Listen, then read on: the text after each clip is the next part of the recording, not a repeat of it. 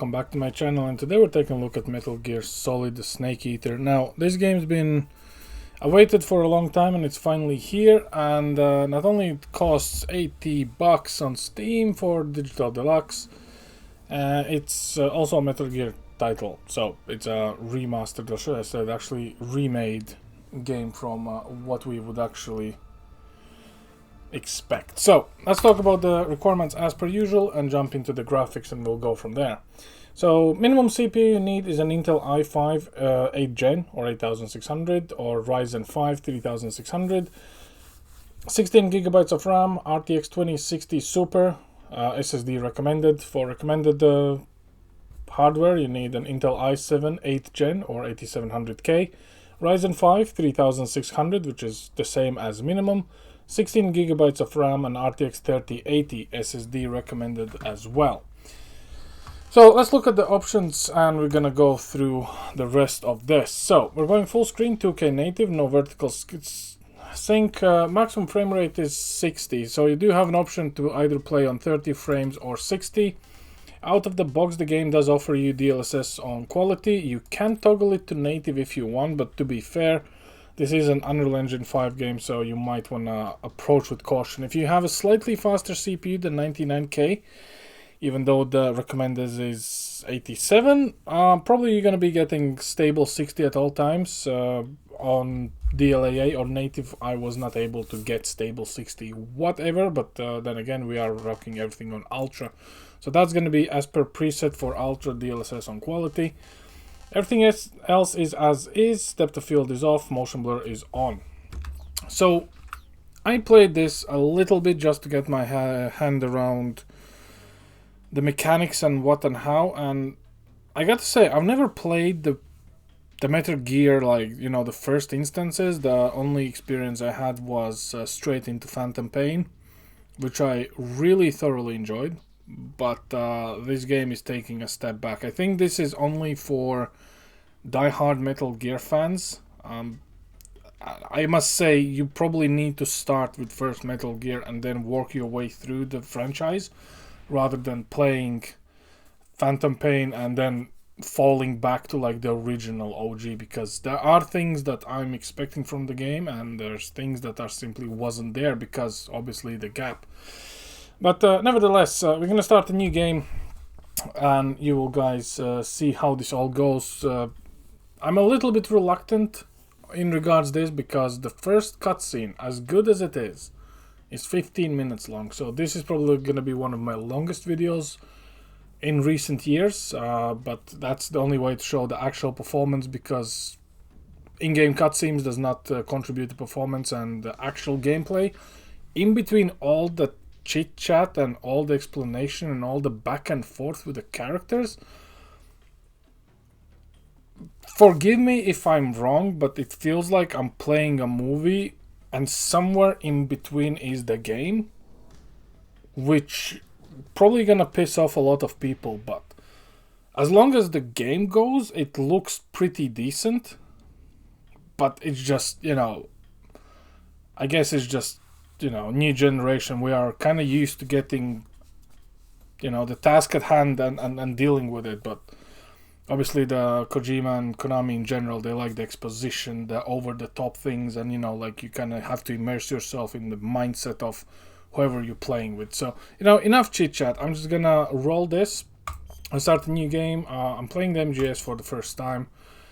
We're gonna start with modern action game controls. I dread to think what is the original game controls, because even the modern one is pretty interesting for me, but you know, it is how it is. We're gonna go with very easy, and we're gonna go with probably pop-up tips only, you know. There we go. So let's start this and let's see how this goes. Let's rock and roll. After the end of World War II, the world was split into two, East and West. This marked the beginning of the era called the Cold War.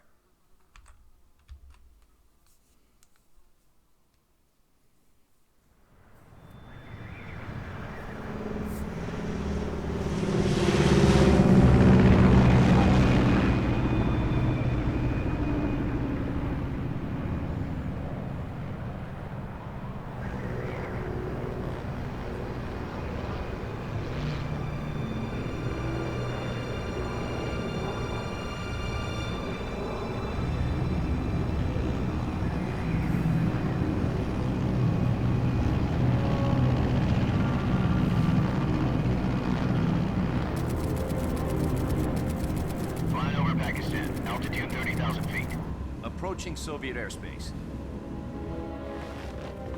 20 minutes to drop off. Commencing internal depressurization. Equipment check. Arm main parachute. All right. You ready to go? Drop zone still showing a high pressure mass. Cav okay. Good. We've got high visibility.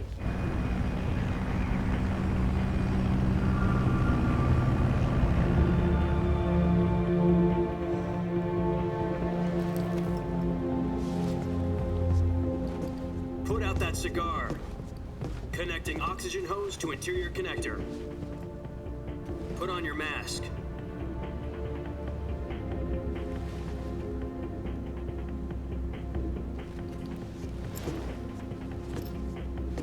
Does this panty waste know what he's doing? Approaching release point. 10 minutes to drop off. Hey, are you deaf? He said put out the cigar and put on your mask.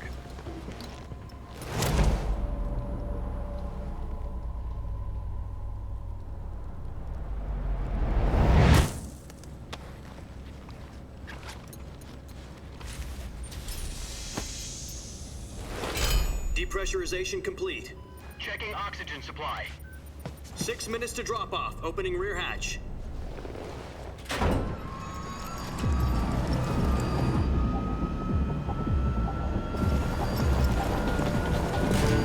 Sunrise.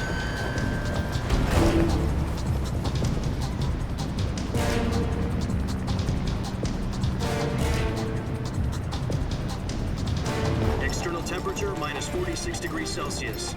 2 minutes to drop off. Stand up. You'll be falling at 130 miles per hour.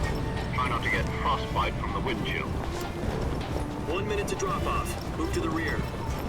Activate bailout bottle. This is one for the history books. The world's first halo jump. 10 seconds to drop off. Stand by. Status okay. All green. Prepare for drop-off. Countdown. 5, 4, 3, 2, 1. Spread your wings And fly. God be with you.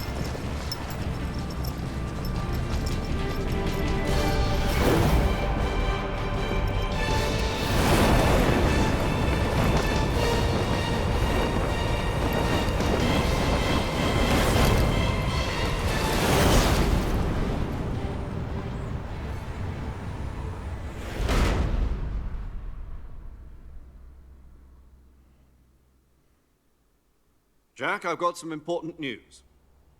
The head of the CIA has finally given us the green light for the virtuous mission. Virtual mission? No, the virtuous mission. The future of our Fox unit depends on it. If it succeeds, we'll be officially organized into a unit. Virtuous mission? Sounds like some kind of initiation ritual. You know, don't get cocky. This isn't a training op. Right. So what exactly is this wonderful mission? Well, about 2 years ago, a certain Soviet scientist requested asylum in the West through one of our moles. His name is Nikolai Stepanovich Sokolov. He's head of the OKB 754 Design Bureau, one of the Soviets' top-secret weapon research facilities, and the East's foremost expert on weapons development. Sokolov? Isn't he that famous rocket scientist? The very same. On April the 12th, 1961, the Soviets achieved the first manned spaceflight in history. The Earth was blue, but there was no God. Well spoken. The rocket that carried Yuri Gagarin to orbit was the A-1, known as the Vostok rocket. Sokolov is said to be the man most responsible for the multi-engine cluster used in that rocket. After Gagarin's flight, Sokolov left rocket development to become the head of the newly established Design Bureau. From a lowly technician to head of a design bureau, that's quite a success story, so why do you want to defect? It seems he'd become afraid of his own creations. Afraid? Call it a crisis of conscience. And for that, he left his country and his family behind and went over the fence? Not exactly.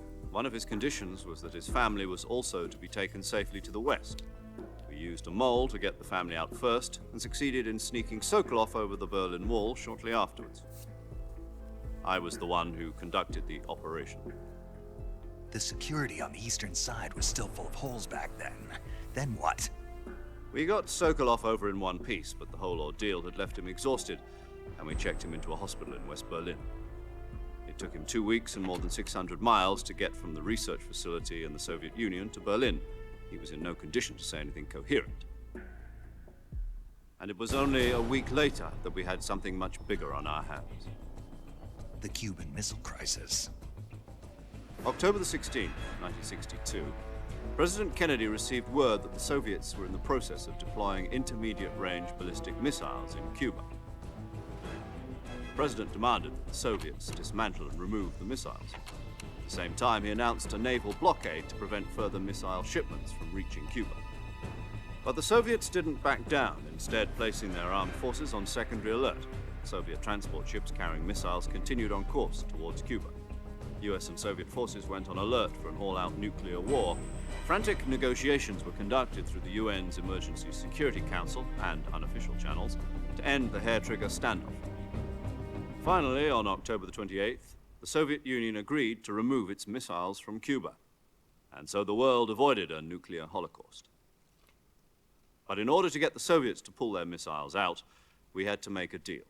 You mean the one where the US agreed to remove its IRBMs from Turkey? No. The Jupiter IRBMs deployed in Turkey were obsolete, and we were going to get rid of them anyway. They had no strategic value whatsoever to either the US or the Russians. The Turkey deal was a ruse, a cover story that was fed to the other intelligence agencies around the world. So what did the Russians really want? Sokolov. They wanted us to return Sokolov. You mean the Soviets pulled out of Cuba just to get their hands on Sokolov? That's right. What the hell was he working on? At the time, we had no idea. We were running out of time. It was either give up Sokolov or risk full-scale nuclear war. In the end, we had no choice. President Kennedy gave in to Khrushchev's demand. The next day, I got Sokolov out of the hospital, handing him over to agents on the eastern side. Sokolov kept on screaming, "Save me," until he disappeared from my sight. Then, a month ago, we received some new information from one of our moles. About Sokolov? Yes. He was taken back to the research facility and forced to continue working on the weapon in question under KGB supervision. What's more, it's on the verge of completion. So what kind of weapon is it? Something to do with space rockets? No, missiles. Same technology. I guess you're right. We don't know the details, but it appears to be a new kind of nuclear device. For half a year now, the Soviets have been conducting frequent nuclear tests at Semipalatinsk. Something to do with the weapon, I assume. We're talking about a secret weapon so big that Khrushchev was ready to pull out of Cuba to get it back. Is Sokolov still in the facility? No. According to our intelligence, he's in Selino-Yarsk, a place in the mountains about 3 miles to the west that's known as the Virgin Cliffs. The Virgin Cliffs. Nice name for a virtuous mission. They moved him there just recently. Why? Apparently, they're conducting a field test of the weapon, but it's our best chance to get him back. This mission would never have been possible if he was still in the research facility. This is our last chance. Sokolov must have known that too when he contacted us.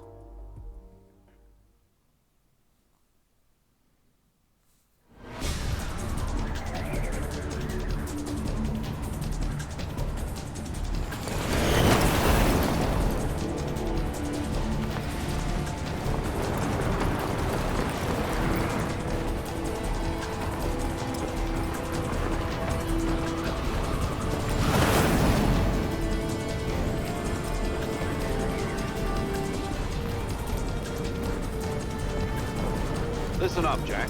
Your mission is to infiltrate Selino-Yarsk in the Soviet mountains, ensure the safety of Sokolov, and bring him back to the west.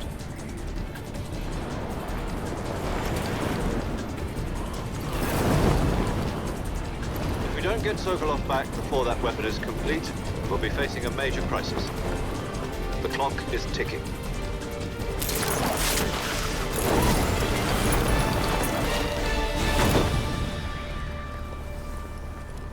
Once we've confirmed the rescue of Sokolov, stand by at the recovery point.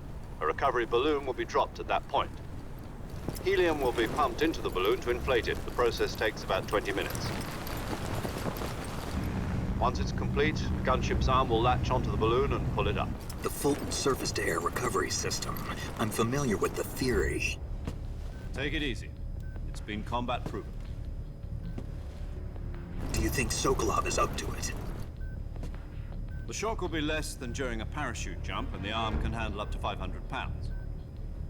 So you're planning on going over the border in a single combat Talon?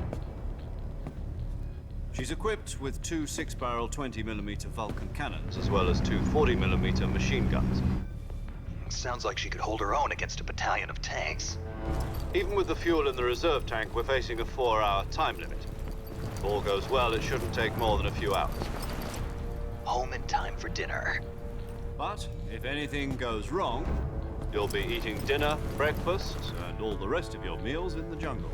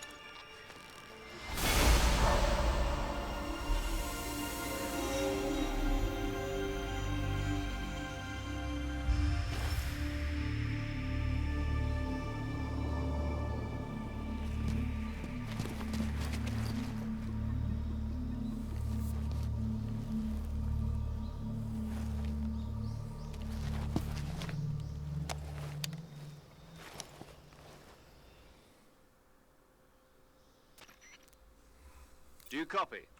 You're already in enemy territory from here. You're I suppose. Gotcha. to climb up. Oh.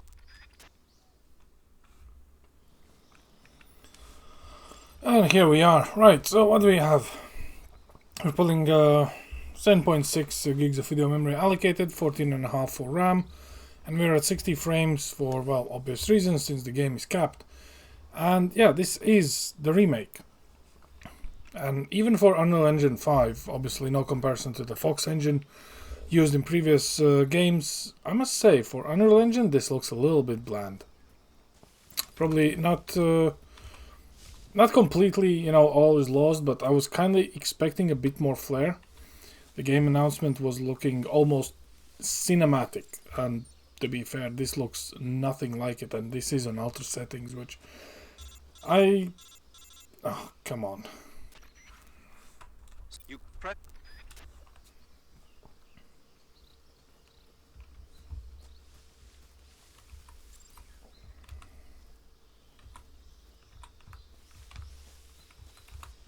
So yeah, it's not cinematic at all. Like, obviously some people might disagree, but then again, that depends on, you know, how much of a Metal Gear Solid fan you are, but you'll see what I mean by it. I mean, graphically, I can understand why the minimum requirements are so low. And you will be chatting with people pretty much most of the time, at least during my initial run where I just wanted to experience this game. And I must say that the majority of the things does look like Phantom Pain when it comes to it, which is due to the remaster. Or should I say remake, really. But the rest of it is just, I just need to get into the grips with history and start playing it. And I'm skipping as fast as I can. You can just imagine how long this will take in real life if you actually listen to all the delivered voice lines. But yeah, I'm here just to Try look to at the remember performance. some of the basics of CQC.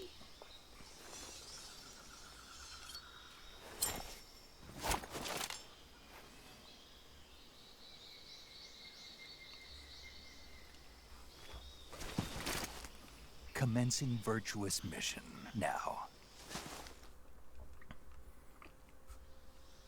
And don't take this as, you know, a negative take on the game. Considering when the first Metal Gear actually came out, we quite literally didn't have anything better. And after that, obviously, we got all the tactical espionage title, which was essentially, you know, like Splinter Cell and so forth and so much. So it was just one of those things. So yeah. Outside of that, I mean, for a complete overhaul of the game itself, I would want to say this is not bad. Like this is pretty decent.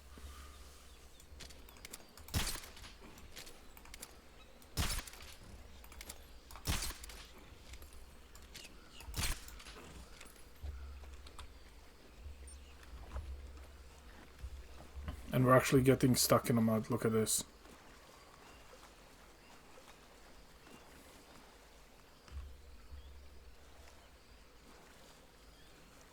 And obviously we're gonna sink and die, but you know, I just had to show you that we're leaving a trace of where we've been. Also, the operator Snake is unaware how to deal with the sinking sand, which is very, very interesting. But yeah, you are on borrowed time when you are going somewhere.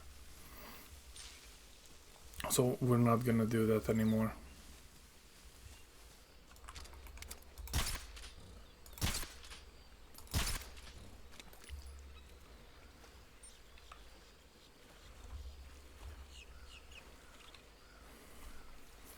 Need to get some ammo, because why not?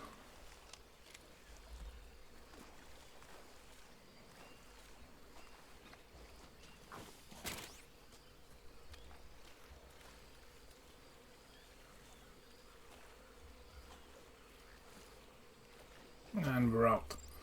So yeah, as you can see, even with the 99K, 2K Ultra, granted DLSS is helping a little bit. Without DLSS, if you're playing on native, you are hovering around 54 to 55 frames, depending on the scene. Very rarely and very select points, and honestly I only counted like one. There was a small dip down to 43, which is kind of like the start and beginning of certain cutscene. But it might just be the shader preload. Now, you do not get any shader preloads or loading during the initial part of the game, so that might be just you're just rendering everything on the fly as you go. But the sections are pretty separated, I would say. So there's an location, enemies, location, enemies. It's not as open world as you would remember from, let's say, Phantom Pain again, because that's the only reference point I have from Metal Gear Solid games, and I really enjoyed that game for the simple reason it was very nice.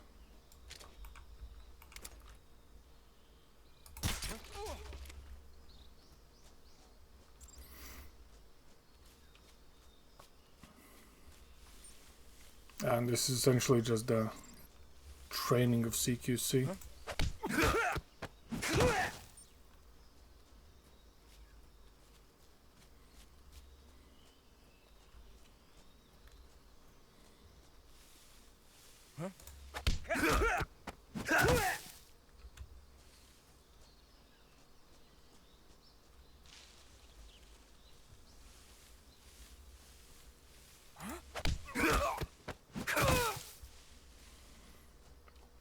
Also, no idea what this frog does, but I think it just wants to tell us it's there. It does make a sound when you shoot it, which is kind of funny, but hey.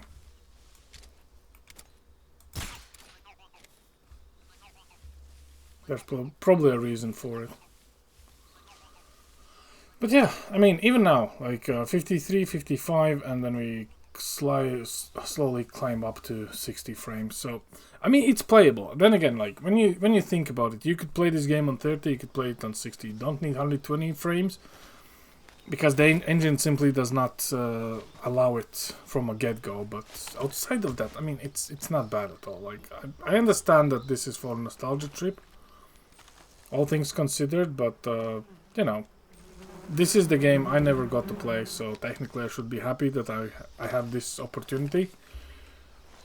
At the same time, the goofiness, I don't think it was present in Phantom Pain, in all honesty.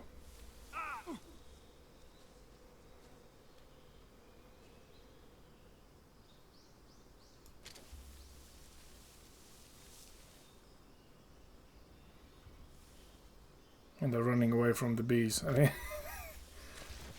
that is kind of funny. You have to admit it.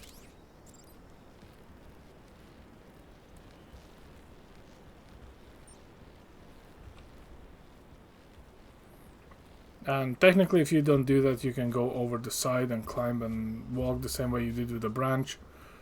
But you know, that's down to your personal preference. Like, this game technically kind of holds your hand in regards how you can play it, but ultimately all of the way how you actually play the game is down to yourself, which I kind of like it. If you screw up, just load again and so on and so forth. Obviously there are mini boss battles and the boss battles, which is the whole shebang of Metal Gear, but yeah. Major, I've reached the abandoned factory where Sokolov is supposedly being held. This place is a dump.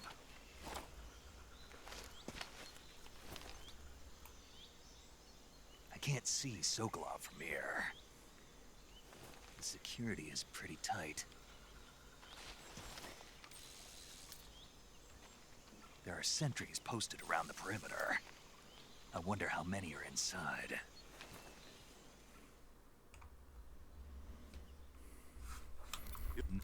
And we'll just try to skip this as quickly as we can.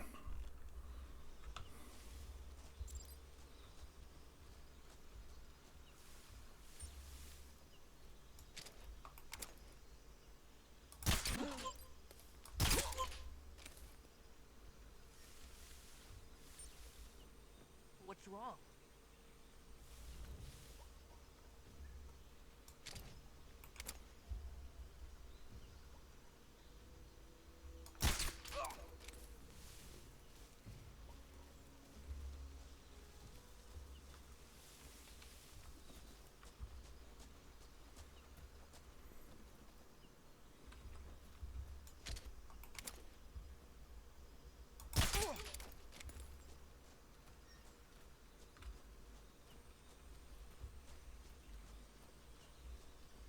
I mean, performance-wise, this is not bad. We still have the suppressor, which obviously in Phantom Pain you had to repair rather consistently, so it doesn't blow up and alert everyone. But you know, that mechanic's been in multiple games. Then again, the timescale, like, you wouldn't say this game came out pre-2000s.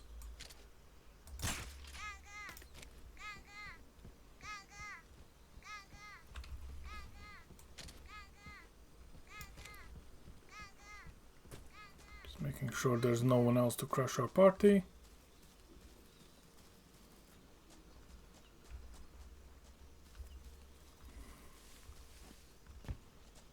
And let's go in.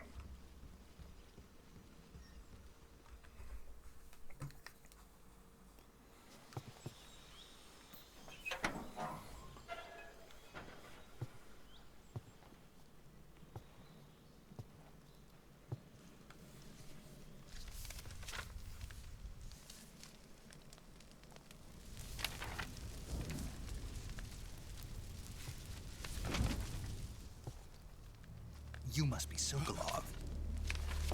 Are you one of Volkin's men? You'll never get it from me. No. I'm a CIA agent. I've come to escort you back to the other side of the Iron Curtain. You're CIA? Yeah. I was sent by Major Zero, the man who got you out 2 years ago. Zero? I have a message from him. What is it? He said to tell you sorry for being so late. Did he now? What does it mean? It means he's a man of his word. But we've got no time for this. You have to get me out of here before they arrive. Who's they? Colonel Volgin of Gru. You in the West know him as Thunderbolt. Thunderbolt? Never heard of him. He's a member of the Army's extremist faction, a man who seeks to seize control of the motherland. Ever since the Cuban Missile Crisis 2 years ago, Khrushchev has been pursuing a policy of peaceful coexistence with the West. Despite resistance and criticism from hawks in the army and the provincial authorities, Khrushchev has managed to suppress the opposition so far. But the failure of his agricultural policies has put him in a precarious position. And on top of that, the tragedy last November. President Kennedy's assassination. Precisely. In a sense, Khrushchev has lost his biggest partner, and his power base is rapidly crumbling away. A certain group is plotting to use this opportunity to seize power by rallying the anti-government forces, overthrowing Khrushchev, and installing Brezhnev and Kosygin in his place. The mastermind behind this plot is Colonel Volgin of the GRU. He has control over another secret weapons research facility much like this one, OKB-812, known as the Granin Design Bureau, and is using it to further his plans. But that is not enough to satisfy him. Now he's plotting to seize the secret weapon I have been developing here and use it as leverage in his bid for power.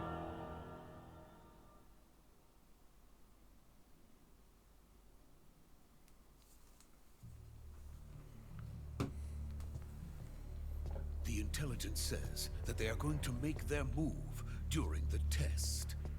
Then, the soldiers outside. Exactly. They wouldn't need that many men just to keep me inside. Their orders were to prevent Colonel Volgin from capturing me. Even if it meant killing me in the process, or so it would seem.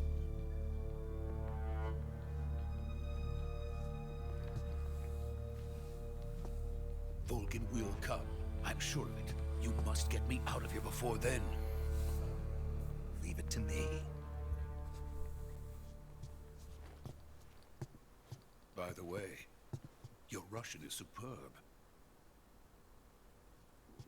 Where did you learn to speak it? From my mentor. Is that so? America's truly a frightening country. Having second thoughts. No. I have no love for this place. Let's go.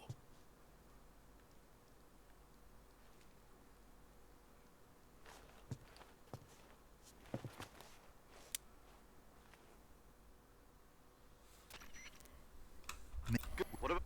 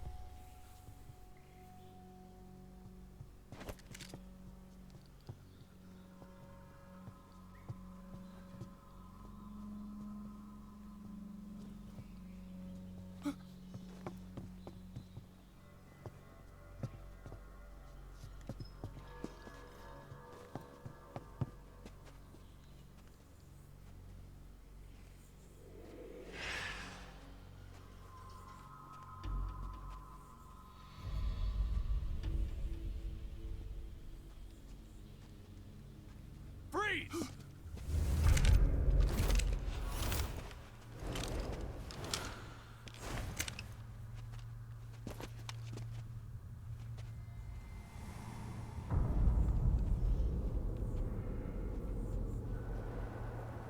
So this is the legendary boss. Huh?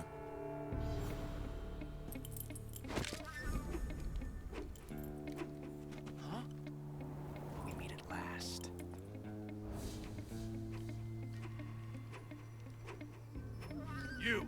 You're from the Ocelot unit of Spetsnaz. What's a crew soldier doing here? Soldier?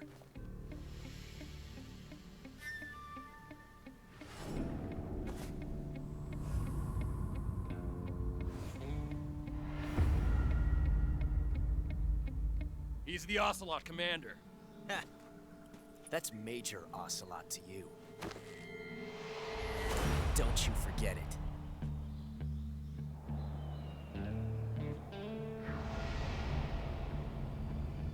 Sokolov is ours. Now get out of here. And Ocelot never lets his prey escape. What?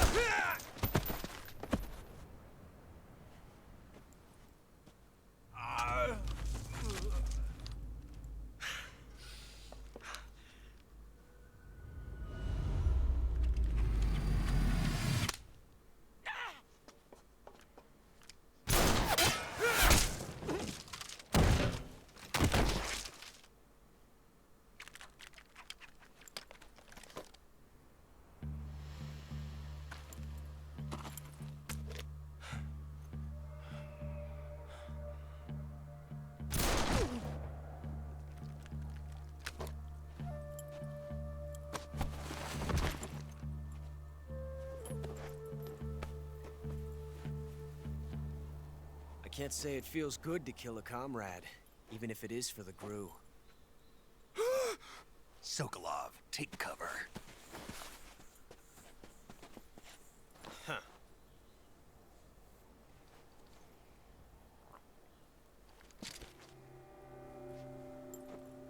Huh.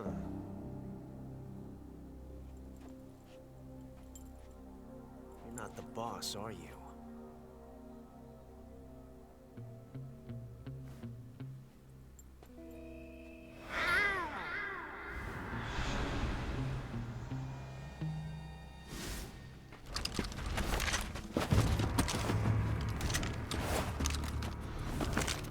GRU operatives! What is that stance? Huh.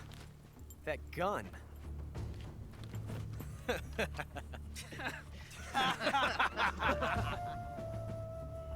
If you're not the boss, then die.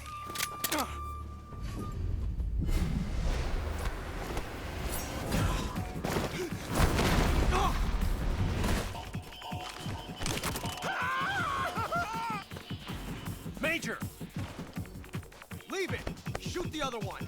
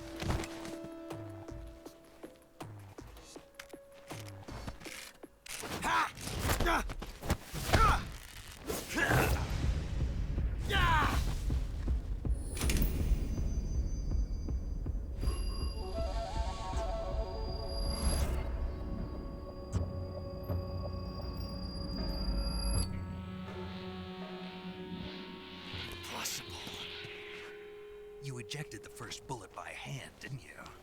I see what you were trying to do. But testing a technique you've only heard about in the middle of battle wasn't very smart. You were asking to have your gun jam on you. Besides, I don't think you're cut out for an automatic in the first place. You tend to twist your elbow to absorb the recoil. That's more of a revolver technique. You filthy American dog!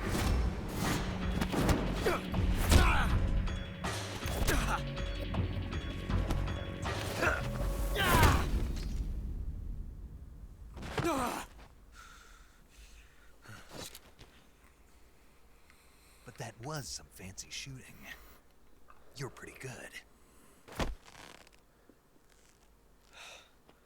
Pretty good.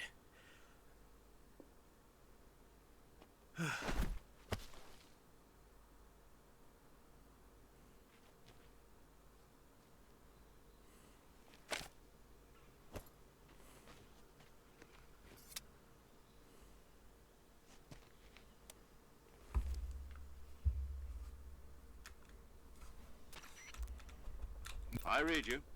I'm part of an... So quick. So yeah, I think you guys seen enough of the game and its performance. And yeah, that's pretty much the Snake Eater, the Snake.